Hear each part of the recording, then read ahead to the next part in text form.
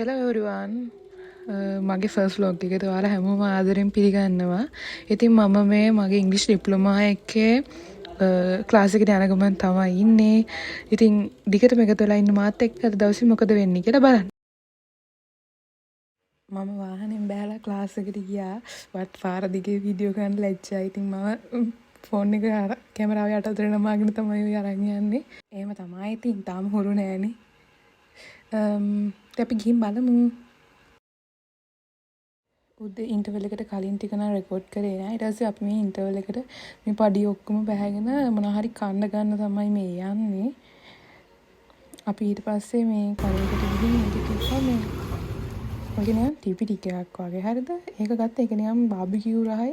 අපි කලින් කාලා තියෙනවා. අද ටික ඒක රහින්ද අපි ඔක්කොම තිබ්බ සල්ලි දාලා ඕක ගත්තා. ඕක අරන් යන්නත් බෑ. ඒ වුණාට ඉතින් අපේ ලැජ නැති කෙනෙක් ඉන්නවා. එයා තමයි ඒක අරන් ගියෝ හිටියේ. ඊට පස්සේ ඉතින් අපි ඒකත් අරගෙන එයාට නම් කිසිම හංග ගන්න ඕනාවක් නැහැ වගේ. එයා ඒකත් අරගෙන අපි ඉතින් කන්න තැනක් හොයන්න ගියා. යාළුවොත් එක්ක ඉඳි ඉතින් එහෙම තමයි කිසි ලැජ්ජාවක් නැහැ. ලැජ්ජනහර ඔක්කොම කපලා වගේ තමයි යාළුවොත් එක්ක ඉන්නේ. ඊට පස්සේ ඉතින් මෙතන කන්න බෑ කියලා අපි පන්තියක් අර ඇතුලේ තියෙන පන්තියකට ගියා. ඔයින් මම පෙන්නන්නකෝ අපි පන්තිය ළමයි නෑ. ඒ වුණාට කලින් ඕක පිරෙන්න හෝල් එක පිරෙන්න ඉන්නවා සම්පූර්ණයෙන්ම. ඉතින් අපි අර පන්තියක් හොයාගෙන කන්න තැනක් හොයාගෙන ගියා. මොකද අපි අනිවාර්යෙන් ෆෑන් එකක් තියෙන තමයි තෝරගන්නේ. මොකද මෙතන රස්නේ. මම උඩට වැඩි රහයි. එවුණනි කට්ටියගේ ෆීඩ්බැක්ස්. ඊට පස්සේ අපිට කොකාකෝලා බෝතලයක් හම්බුණා. ඒක වීගන් දුන්නු ගේමක් බලන්නකෝ මෙයාලා. බෑ ඔක්කොම මම පටගන්නේ නේද? මම අන්තිම බින්දුව දෙක යන්න ඕනේ. කතරම් සුමීරිල්ස් ඒක බෙදා ගන්නවද කියනනම් මට ඒක කියන ඒවා දාන්නත් බෑ වගේ ලෙච්චායි වේ. ඊට පස්සේ ඕක බීවා මම ඉතින් අතෑරියා මට ඕනේ නැහැ කියලා. මමත් මෙයාලක ඉන්නවා කියන්නේ හිනා කාලා මැරෙන්නේ. ගෙදර ගිහින් හිනා වෙලාම ඔළුව රිදෙනවා. ඉඳගෙන මතක් කරනකොට ආයෙ මතක් කරන වෙලාවටත් හිනා යනවා. මෙයාලා එක්ක කරපු වැඩ ඉතින් යාළුවෝ කියන්නේ එහෙමයිනේ. අපේ බැටරි බෑප් ගාවට අපේ බැටරි charge කරගන්න සපෝට් එක දෙන අය. ඉතින් අපි ඇත්ත එක අතට නෙමෙයි. අපි කවුද වැඩිමල් කියලා කතා කර ගියාම ඉතින් එක්කෙනෙක් කෑ ගහලා යාට කියන එයා හැංගීම් වලිනුත් බාලයිලු වයසනුත් බාලයිලු. ඉතින් අපි ආව වීඩියෝට අරගෙන වීඩියෝ කර කර හිටියා.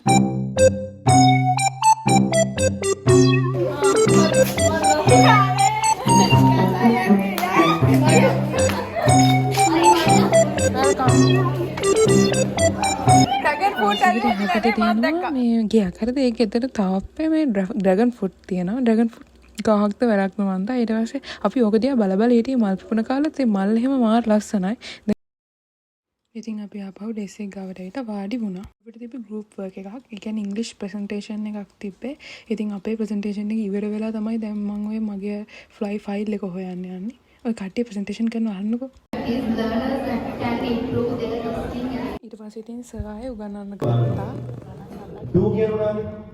කියන්නේ ඩෝ කියන්නේ කරනවා. මම කිව්වොත් එහෙම ගේට් ඩන් කියලා මොකක්ද? 2:45 විතර වෙනකොට ක්ලාස් එක ඉවර වුණා. ඊට පස්සේ අපි තුන්දෙනා ඉතින් ගියා.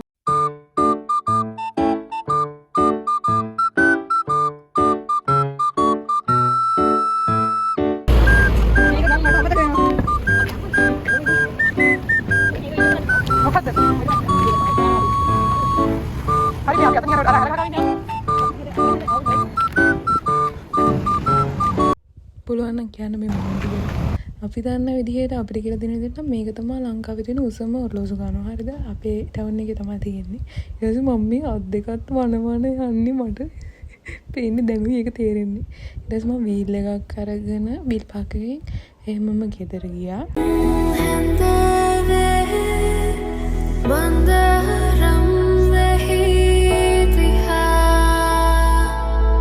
I'm back home. අනේ ඉතින් මං ගෙදර ආවා. ඊට පස්සේ මගේ රජ දහනට ආවා. මේක දැක්කම ඉතින් මට එතරම් වැටලා නිදා ගන්න තරම් සනීප හැඟීමක් දැනුනේ. ඊට පස්සේ ඉතින් මම වොෂ් එකක් දාගෙන කාලා එහෙම මට තිබ්බා මගේ channel එක ලියන්න. ඒ වැඩවලට ආවා. මට ඊයේ මගේ channel එක ලියන්න බැරි වුණා. ඊයේ මම මොකක් හරි වෙන වැඩක් කරා. ඊට පස්සේ අද තියෙනවා මට ඉතින් මම සින්දුවකුත් දාගෙන මගේ channel එකේ වැඩ ගන්න පටන් ගත්තා. හැබැයි ඇත්තටම මේක නම් මාර මේ වටිනවා අපේ දවසේ වෙන දේවල් එහෙම පොතක ලියන එක. ඒ කියන්නේ දැන් පස්සේ දවසක ඒක කියවනකොට ඒක අපිට මාර විදිහට ඒක ෆීල් වෙනවා. මම ඒක නිකන් අත්දැකීමෙන් කියන්න බලනවා. ඊට පස්සේ මම හරි ආසයි මෙහෙම මේ කරුවලේ වැඩ ගන්න. හරිද?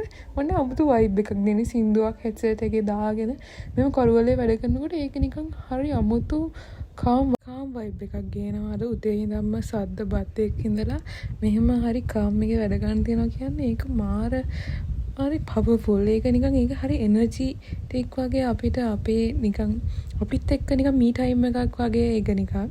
මම මේ කරුවලේ නෙමෙයි මම මේ ටේබල් ලැම්ප් එක දාගෙන ඉන්නේ. මේ ඒත් ඉතින් ඒක නිකන් හරි අමුතු. ඒවලට ඒක දැනෙන්නද නිකන් හරි අමුතු මන්දාරම් වයිබ් එකක්. මම එහෙම තමයි ගොඩක් වෙලාවට ගෙදර ඉන්නේ කාමරේ ඉන්නේ ටේබල් ලැම්ප් එක දාගෙන. මං කොහොමද වැඩිපුර ආස තනියෙන් ඉන්න. එතකොට නිකන් මට මාව වැඩිපුර ෆීල් වෙනවා වගේ සින්දුවක් දාගෙන මං ආස කොහොම ස්ලෝ වයිබ් සින්දු වලට. එතකොට මේ පරිසරයට මේක කොහොමද සෙට්.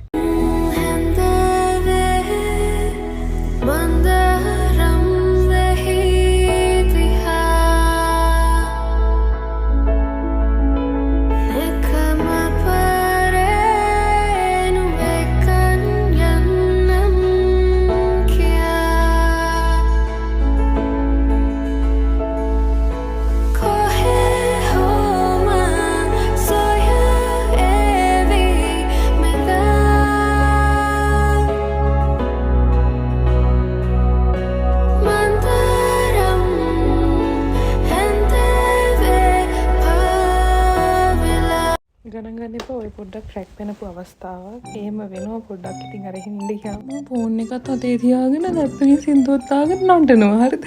මට තියාගන්න බැහැ. මම ඒ වෙලාව ඇත්තටම මොකක් හරි ට්‍රැක් අවුට් එක තමයි ඉඳලා තියෙන්නේ. අර මේ ඇලන් වෝකර්ගේ අර හෙඩ්ලයිට් එක සින්දුවක් තියෙන්නේ. ඒක මාර නිකන් හරි අමුතු වයිබ් එකක් ගන්න. ඉතින් ඒක දාගෙන නටන්නේ. හරිද? ඒක තමයි මම ඔයාලට පෙන්නුවේ දැන්. නටන ටික වෙලාවක්ම නටනවා බලන්නකෝ. ඊට පස්සේ ඉතින් මම කම්මැලි දුන වෙලාවට ඔය කියවන ඔය පොත් කියවන වෙලාවට විතරම කියවන පොතක් තියෙනවා. පොත් දෙක තුනම තියෙනවා. මේ පාර ගත්ත මම කවි පොතක් කියවන්න. අම්මා අප්පයි මං කඩුව දුන්නා කියලා පොතක්. මේ ශාශික සදීප් කියලා කෙනෙක්ගේ.